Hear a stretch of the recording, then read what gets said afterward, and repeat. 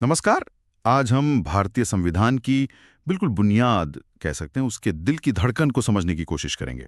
हाँ, प्रस्तावना या प्रीएम्बल पर बात करेंगे। और ये सारी जानकारी हम ले रहे हैं एक दस्तावेज preamble.pdf से। जी हाँ, बिल्कुल। और ये जानना भी दिलचस्प है कि अमेरिका पहला देश था जिसने अपने संविधान में प्रस्तावना रखी। फिर भारत समेत कई देशों ने इस तरीके को अपनाया। ये सिर्फ एक इंट्रोडक्शन नहीं है, ये तो पूरे संविधान का कह सकते हैं सार है, एक आईना है। आईना बिल्कुल सही शब्द है। और वो एन.ए. पालखीवाला थे ना, उन्होंने तो इसे संविधान का पहचान पत्र कहा था। काफी सटीक लगता है क्योंकि इसमें सब कुछ है। देश कैसा होगा, लक्ष्य क्या होंगे, सब कुछ शॉर्ट में। बिल्कुल। और इसकी कहानी वो पंडित नेहरू के उद्देश्य प्रस्ताव से शुरू होती है। उन्होंने 13 दिसंबर 1946 को इसे संविधान सभा में रखा था और फिर 22 जनवरी 1947 को इसे मान लिया गया। यही प्रस्ताव असल में हमारी प्रस्तावना का आधार बना। अच्छा, और ये हमेशा एक जैसी भी नहीं रही है ना? वो 1976 में 42वां संशोधन हुआ था। हाँ, बिल्कुल। उस संशोधन ने 3 नए और बहुत महत्वपूर्ण शब्द जोड़े: समाजवादी, पंथनिरपेक्ष और अखंडता। ये दिखाता है कि वक्त के साथ कैसे राष्ट्र की सोच भी विकसित हुई है। सही बात है। तो आज की हमारी चर्चा का मकसद यही है कि हम इस प्रस्तावना के एक एक तत्व को समझें। मतलब संविधान को अधिकार कहाँ से मिलता है, भारत देश का स्वभाव कैसा है, इसके मकसद क्या हैं, कौन सी तारीखें अहम हैं, और हाँ, कानूनी तौर पर इसका क्या वजन है। मतलब स्रोत से सारी जरूरी बातें निकालेंगे। हाँ, तो चलिए शुरू करते हैं इसके शब्दों से। प्रस्तावना की शुरुआत ही होती है: हम भारत के लोग भारत को एक संपूर्ण प्रभुत्व संपन्न समाजवादी पंथनिरपेक्ष लोकतंत्रात्मक गणराज्य बनाने के लिए। और ये खत्म होती है अपनी इस संविधान सभा में आज तारीख 26 नवंबर 1949 ई को एतद द्वारा इस संविधान को अंगीकृत, अधिनियमित और आत्मार्पित करते हैं। ये हम भारत के लोग यहीं से मतलब पावर आ रही है ना? बिल्कुल, यही है पहला तत्व, संविधान के अधिकार का स्रोत। ये पावर किसी राजा से या किसी बाहरी देश से नहीं, सीधा भारत के लोगों से आती है। हम ही से बना रहे हैं, हम ही से अपना रहे हैं। और दूसरा तत्व, वो भारत का स्वरूप कैसा होगा, मतलब नेचर क्या है इस देश का। यहाँ वो 5 बातें आ जाती हैं। हाँ, वो पांचों शब्द: संप्रभु, समाजवादी, पंथनिरपेक्ष, लोकतांत्रिक और गणतांत्रिक। ये बताते हैं कि भारत किस तरह का राज्य बनेगा। ठीक है। और तीसरा तत्व हो गया संविधान के लक्ष्य या उद्देश्य। जी, उद्देश्य न्याय, स्वतंत्रता, समता और बंधुता। ये वो वैल्यूज है, वो आदर्श है जिन्हें हमें पाना है। और चौथा, वो खास तारीख 26 नवंबर 1949 जब इसे अपनाया गया। चलिए अब इन शब्दों को थोड़ा खोलते हैं। पहला है संप्रभु यानी सॉवरेन। इसका क्या मतलब है? संप्रभु का सीधा मतलब है पूरी तरह से आजाद। भारत किसी दूसरे देश के कंट्रोल में नहीं है, नहीं किसी का डोमिनियन है। अपने अंदरूनी और बाहरी दोनों तरह के मामले तय करने का इसे पूरा पूरा हक है। लेकिन कई बार ये सवाल उठता है कि जैसे हम राष्ट्रमंडल के सदस्य हैं या यूएनओ के सदस्य हैं, तो क्या इससे हमारी संप्रभुता पर कोई असर पड़ता है? नहीं, स्रोत बिल्कुल साफ कहता है कि इससे कोई फर्क नहीं पड़ता। ये सदस्यताएं हमारी मर्जी से हैं और ये भारत की आज़ादी को कम नहीं करती। बल्कि एक संप्रभु देश होने के नाते ही भारत किसी बाहरी क्षेत्र को अपने में मिला सकता है या जरूरत पड़ने पर अपने क्षेत्र का कोई हिस्सा किसी दूसरे देश को संधि के तहत दे भी सकता है। अच्छा, ये तो हुई बाहरी आजादी की बात। अब अंदरूनी तौर पर देश कैसा हो, इस पर आते हैं। खासकर वो शब्द समाजवादी, सोशलिस्ट, जो 1976 में जोड़ा गया। लेकिन आपने कहा कि विचार तो पहले से थे। हाँ, ये बड़ी दिलचस्प बात है। शब्द भले ही 1976 में आया, पर समाजवाद का विचार पहले से ही संविधान में मौजूद था, खासकर जो हमारे नीति निर्देशक तत्व हैं उनमें। कांग्रेस पार्टी ने तो 1955 में ही अपने अवार्डी सेशन में समाज का समाजवादी ढांचा बनाने का संकल्प ले लिया था। और ये जो भारत का समाजवाद है, ये किस तरह का है? क्या ये वैसा है जैसा मान लीजिए चीन या पहले के सोवियत संघ में था? नहीं, बिल्कुल नहीं। वो था साम्यवादी समाजवाद, जहां प्रोडक्शन के सारे साधन सरकार के पास होते हैं, प्राइवेट प्रॉपर्टी खत्म कर दी जाती है। भारत ने अपनाया लोकतांत्रिक समाजवाद। इसमें क्या होता है कि एक मिलीजुली अर्थव्यवस्था होती है, मतलब सरकारी कंपनियां भी हैं और प्राइवेट सेक्टर भी है, दोनों साथ साथ चलते हैं। स्रोत में सुप्रीम कोर्ट की व्याख्या का भी जिक्र था। कोर्ट कैसे देखता है इसे? सुप्रीम कोर्ट ने कहा है कि भारतीय समाजवाद का असल मकसद है गरीबी, अज्ञानता, बीमारी और जो अवसरों की असमानता है उसे खत्म करना। इसे अक्सर मार्क्सवाद और गांधीवाद का एक मिक्सचर कहा जाता है, लेकिन इसका झुकाव गांधीवादी समाजवाद की तरफ थोड़ा ज्यादा है, आप कह सकती हैं। लेकिन स्रोत में एक और बात कही गई है कि 1991 में जो नई आर्थिक नीतियां आईं, उदारीकरण, निजीकरण, वैश्वीकरण, उनसे ये समाजवादी छवि थोड़ी धुंधली हुई है। हाँ, स्रोत ये पॉइंट उठाता है, कहता है कि इन नई पॉलिसीज ने राज्य की जो समाजवादी पहचान थी उस पर सवाल खड़े किए हैं, क्योंकि बाजार का रोल बढ़ गया और राज्य का नियंत्रण कुछ कम हुआ। ये एक लगातार चलने वाली बहस है। समाजवाद के बाद फिर आता है पंथनिरपेक्ष, सेक्युलर। ये शब्द भी 1976 में ही जोड़ा गया था। सही कहा, लेकिन यहाँ भी कहानी वही है, विचार पहले से था। सुप्रीम कोर्ट ने तो 1974 में ही कह दिया था कि भले ही ये शब्द साफ साफ लिखा ना हो, संविधान बनाने वालों का इरादा एक पंथनिरपेक्ष राज्य बनाने का ही था। आप अनुच्छेद 25 से 28 देखिए, जो सबको अपने धर्म को मानने की आज़ादी देते हैं। ये मौलिक अधिकार इसी सोच को दिखाते हैं। दुनिया में पंथनिरपेक्षता के अलग अलग मॉडल हैं, जैसे फ्रांस का मॉडल अलग है, अमेरिका का अलग। तो भारतीय मॉडल की खास बात क्या है? देखिए, भारतीय पंथनिरपेक्षता नकारात्मक नहीं है। मतलब ऐसा नहीं कि राज्य और धर्म बिल्कुल अलग थलग हैं। ये सकारात्मक है। इसका मतलब यह है कि राज्य का अपना कोई आधिकारिक धर्म नहीं होगा, लेकिन राज्य सभी धर्मों का बराबर सम्मान करेगा और उन्हें बराबर मौके देगा, चाहे उनके मानने वाले कम हो या ज्यादा। किसी के साथ धर्म के आधार पर भेदभाव नहीं होगा। अच्छा, अब आते हैं लोकतांत्रिक पर। ये तो हम सब जानते ही हैं कि भारत एक लोकतंत्र है, पर प्रस्तावना के कॉन्टेक्स्ट में इसका क्या मतलब है? इसका बेसिस है लोकप्रिय संप्रभुता, मतलब अल्टीमेट पावर जनता के हाथ में है। अब भारत ने चुना है अप्रत्यक्ष लोकतंत्र, यानी रिप्रेजेंटेटिव डेमोक्रेसी। हम अपने प्रतिनिधि चुनते हैं, वो सरकार चलाते हैं, और ये पार्लियामेंट्री डेमोक्रेसी है, जिसका मतलब है कि सरकार यानी कार्यपालिका संसद के प्रति जवाबदेह है। और इस लोकतंत्र के लक्षण क्या हैं? मतलब जमीन पर ये कैसे दिखता है? इसके कई संकेत हैं। हर वयस्क को वोट का अधिकार, समय समय पर चुनाव होना, कानून का शासन यानी कोई कानून से ऊपर नहीं, एक आजाद न्यायपालिका, और धर्म, जाति, लिंग वगैरह के आधार पर भेदभाव न होना, ये सब लोकतंत्र की निशानियां हैं। पर क्या प्रस्तावना में लोकतांत्रिक शब्द सिर्फ सरकार चुनने तक ही सीमित है? नहीं नहीं, इसका मतलब बहुत व्यापक है। इसमें सिर्फ राजनीतिक लोकतंत्र नहीं, बल्कि सामाजिक और आर्थिक लोकतंत्र भी शामिल है। डॉक्टर अंबेडकर ने संविधान सभा में अपने भाषण में ये बात जोर देकर कही थी कि बिना सामाजिक लोकतंत्र के, यानी स्वतंत्रता, समानता और बंधुता के, राजनीतिक लोकतंत्र टिक नहीं सकता। ये तीनों एक साथ चलते हैं, इन्हें आप अलग नहीं कर सकते। सुप्रीम कोर्ट ने भी 1997 में कहा था कि संविधान का लक्ष्य एक बराबरी वाला समाज बनाना है। और लोकतंत्र से ही जुड़ा हुआ शब्द है गणराज्य, रिपब्लिक। इन दोनों में क्या कनेक्शन है? देखिए, एक देश लोकतांत्रिक होते हुए भी राजशाही हो सकता है, जैसे ब्रिटेन। वहां राष्ट्राध्यक्ष राजा या रानी होते हैं, पर पावर संसद के पास होती है। लेकिन गणराज्य में जो राष्ट्राध्यक्ष होता है वो हमेशा चुना हुआ होता है, वंश के आधार पर नहीं आता। तो भारत एक गणराज्य है, इसका क्या मतलब वो प्रैक्टिकली? इसका मतलब है, पहला, कि भारत का जो हेड ऑफ स्टेट है यानी राष्ट्रपति, वो चुना जाता है। हाँ, अप्रत्यक्ष रूप से, पर चुना जाता है 5 साल के लिए, कोई खानदानी राजा या रानी नहीं। दूसरा, सारी राजनीतिक शक्ति किसी एक व्यक्ति में नहीं, बल्कि भारत की जनता में निहित है। और तीसरा, समाज में कोई ऐसा खास वर्ग नहीं है जिसे जन्म से विशेष अधिकार मिले हों। सारे पब्लिक ऑफिस हर नागरिक के लिए बिना भेदभाव के खुले हैं। ये तो हुई राज्य की प्रकृति। अब आते हैं उद्देश्यों पर। न्याय, स्वतंत्रता, समता, बंधुता।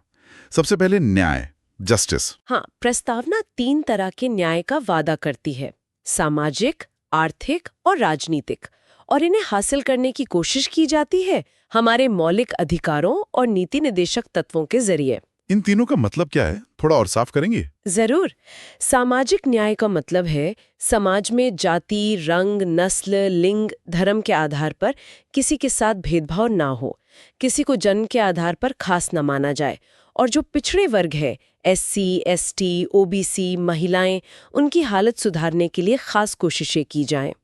आर्थिक न्याय का मतलब है कि पैसे या आर्थिक स्थिति के आधार पर भेदभाव ना हो और जो अमीरी गरीबी की खाई है उसे कम किया जाए। और राजनीतिक न्याय? राजनीतिक न्याय का मतलब है हर नागरिक को बराबर के राजनीतिक अधिकार मिले, वोट देने का अधिकार, चुनाव लड़ने का अधिकार, सरकारी पद पाने का अधिकार, सरकार तक अपनी बात पहुंचाने का अधिकार, सब बराबर। और एक इंटरेस्टिंग बात स्रोत बताता है कि सामाजिक और आर्थिक न्याय को मिलाकर वितरणात्मक न्याय कहते हैं, और ये न्याय का पूरा आइडिया वो रूसी क्रांति 1917 से प्रभावित है। न्याय के बाद आता है स्वतंत्रता, लिबर्टी।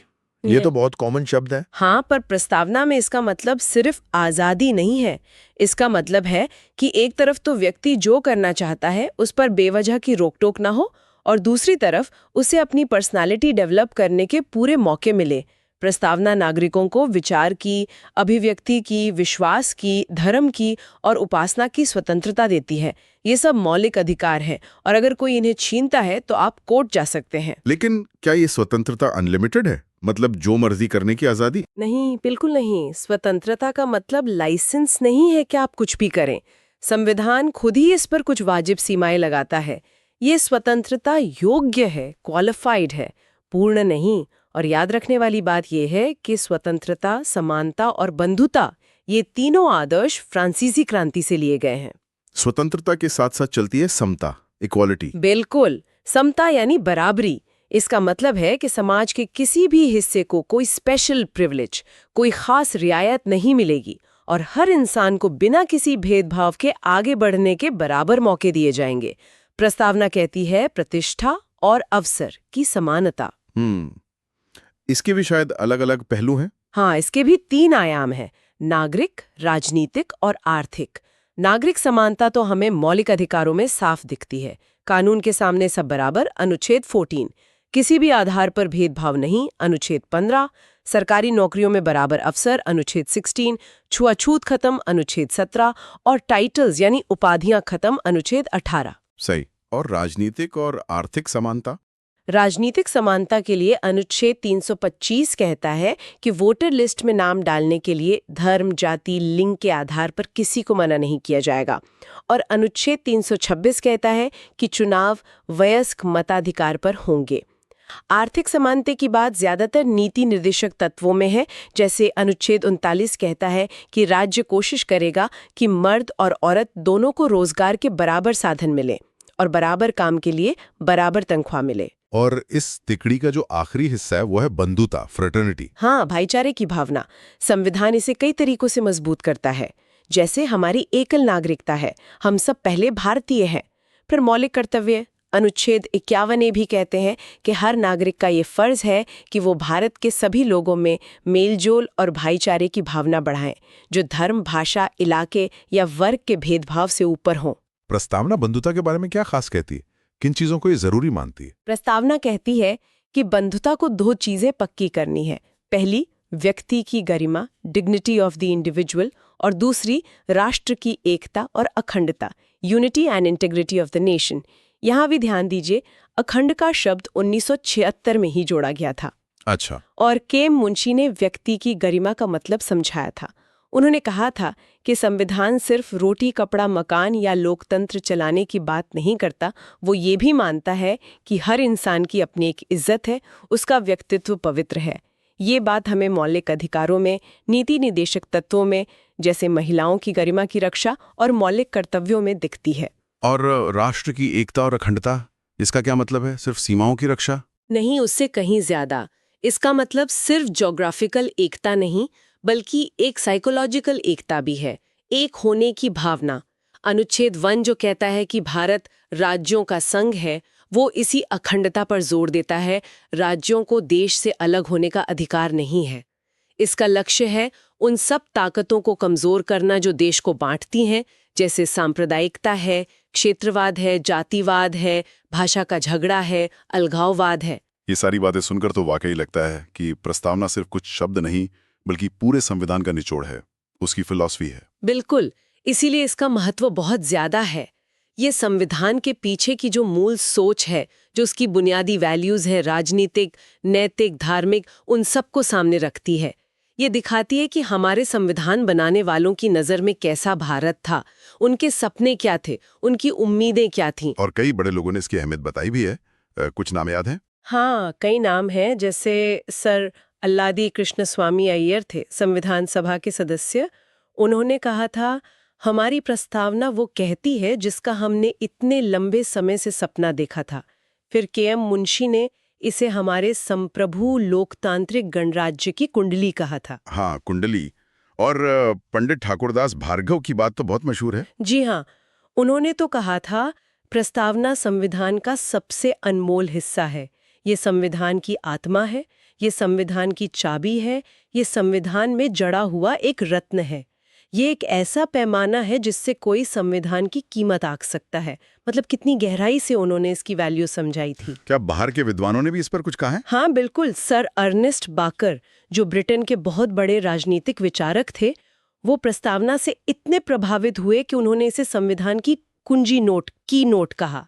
और इतना ही नहीं, उन्होंने अपनी मशहूर किताब principles of social and political theory 1951 की शुरुआत में हमारी प्रस्तावना को कोट किया। वाह! और हमारे पूर्व मुख्य न्यायाधीश एम हिदायतुल्लाह की टिप्पणी भी काफी अहम मानी जाती है। जी, उन्होंने कहा था कि ये अमेरिका की स्वतंत्रता की घोषणा जैसी है, पर उससे भी आगे है। ये हमारे संविधान की आत्मा है, जो हमारे पॉलिटिकल समाज का पूरा पैटर्न तय करती है। इसमें एक ऐसा पवित्र संकल्प है जिसे सिर्फ कोई क्रांति ही बदल सकती है। ये शब्द बताते हैं कि ये कितनी सीरियस और गहरी चीज है। पर यहाँ एक कानूनी सवाल भी उठा था, जिस पर काफी समय तक बहस चली कि क्या प्रस्तावना संविधान का हिस्सा है भी या नहीं। हाँ, ये एक बड़ा कानूनी विवाद था। शुरू में 1960 का जो बेरूबारी यूनियन केस था, उसमें सुप्रीम कोर्ट ने कहा कि देखो, प्रस्तावना संविधान बनाने वालों की सोच समझने में मदद तो करती है। जहां संविधान की भाषा साफ न हो, वहां गाइड कर सकती है, लेकिन ये टेक्निकली संविधान का हिस्सा नहीं है। लेकिन ये राय बाद में बदल गई। हाँ बिल्कुल, वो ऐतिहासिक केशवानंद भारती के साथ 1973 आया और उसमें सुप्रीम कोर्ट ने अपनी पुरानी राय को पलट दिया। कोर्ट ने साफ साफ कहा कि प्रस्तावना संविधान का हिस्सा है। ये बहुत महत्वपूर्ण है और पूरे संविधान को प्रस्तावना में जो महान विजन दिया गया है, उसी की रोशनी में पढ़ा और समझा जाना चाहिए। अच्छा, तो 1973 से ये तय हो गया कि हिस्सा है। जी, और बाद में भी 1995 के LIC ऑफ इंडिया केस में सुप्रीम कोर्ट ने फिर से इसी बात को दोहराया कि प्रस्तावना संविधान का एक अभिन्न अंग है। ये भी दिलचस्प है कि संविधान सभा ने खुद इसे कैसे अपनाया था। हाँ, ये प्रोसेस भी जानने लायक है। संविधान सभा ने प्रस्तावना को तब पास किया जब बाकी पूरा संविधान बन चुका था। ऐसा इसलिए किया गया था कि ये पक्का हो सके कि प्रस्तावना वही कह रही है जो संविधान में है, दोनों में कोई विरोधाभास ना हो। और जब इसे वोट के लिए रखा गया तो अध्यक्ष ने सवाल यही पूछा था, प्रश्न ये है कि प्रस्तावना संविधान का हिस्सा है, और प्रस्ताव को अपना लिया गया। तो आज जो सुप्रीम कोर्ट कह रहा है, वो असल में संविधान बनाने वालों की ही राय थी। पर इसके साथ दो बातें और जुड़ी है ना, कि ये शक्ति नहीं देती, और बिल्कुल, दो जरूरी बातें ध्यान में रखनी है। पहली, प्रस्तावना ना तो विधायिका यानी संसद या विधानसभाओं को कोई शक्ति देती है और ना ही उनकी शक्तियों पर कोई रोक लगाती है। दूसरी, ये गैर न्यायिक है, नॉन जस्टिसेबल है। इसका मतलब है कि आप सिर्फ प्रस्तावना के आधार पर कोर्ट जाकर ये मांग नहीं कर सकते कि इसे लागू करवाया जाए। ये सीधे तौर पर कोर्ट में एनफोर्सेबल नहीं है। ठीक है, तो अगर ये संविधान का हिस्सा है तो क्या इसमें संशोधन मतलब बदलाव किया जा सकता है अनुच्छेद 368 के तहत? ये सवाल भी केशवानंद भारती केस में ही उठा था। एक तरफ दलील दी गई कि क्योंकि ये संविधान का हिस्सा नहीं है, पुरानी बेरुबारी वाली राय के हिसाब से, तो इसमें संशोधन नहीं हो सकता।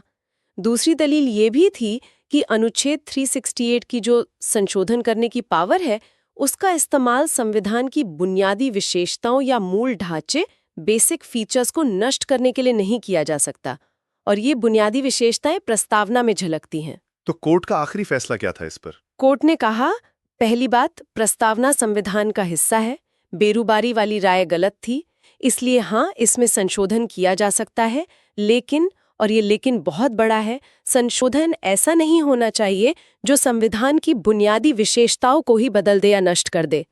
प्रस्तावना में जो मूल तत्व हैं, जो संविधान की नींव है, उन्हें संसद संशोधन करके भी नहीं हटा सकती।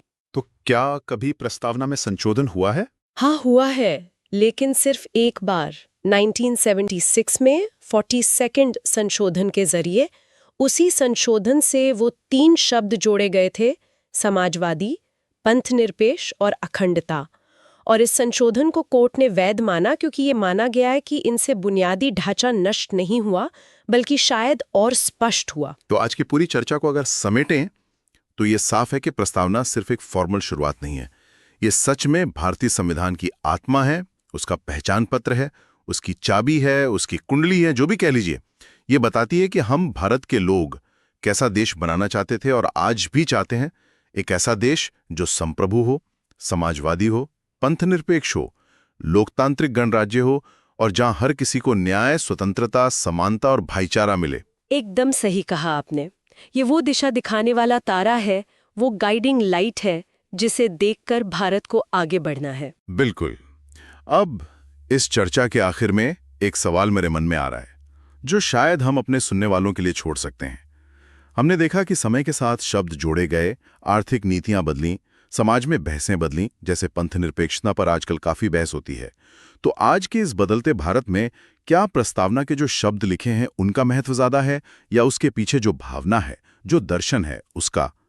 भविष्य के भारत के लिए जब चुनौतियां नई होंगी, हालात अलग होंगे, तब ये प्रस्तावना एक रास्ता दिखाने वाला स्रोत कैसे बनी रह सकती है, इस पर सोचना शायद जरूरी है।